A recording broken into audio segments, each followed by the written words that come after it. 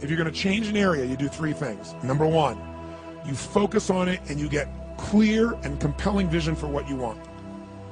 If your body's not where you want it to be, I tell you there's one simple reason. It's not your focus. No, I focus on it. I focus all the time on how fat I am. No.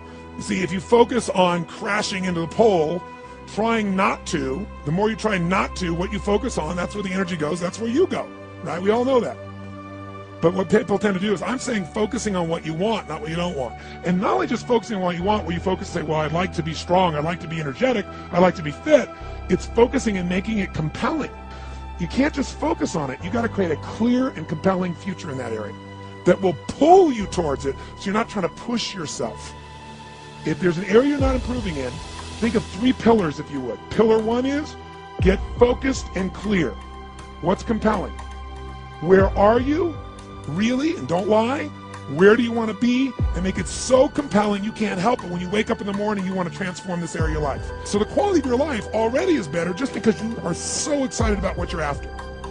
When you do that with your body or your emotions or your finances or time or any other area, and you start focusing and you're clear, you're going to have energy. You're going to have drive. You're going to start to do something.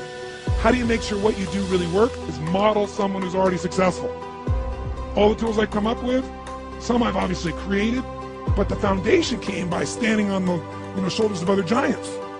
I went out and found somebody that's already got the result. Why reinvent the wheel? Success leaves clues. Find the best, figure out what they're doing, do that, alter it, find your view of it, but start with what already is working rather than starting from scratch and trial and error. So emotion is in. If we get the right emotion, we can get ourselves to do anything. We can get through it. If you're creative enough, playful enough, fun enough, can you get through to anybody, yes or no? If you don't have the money, but you're creative and determined enough, you find the way. So this is the ultimate resource, but this is not the story that people tell us, right? The story people tell us is a bunch of different stories. They tell us we don't have the resources, but ultimately, decisions shape destiny, which is my focus here. If decisions shape destiny, what determines it is three decisions. What are you going to focus on?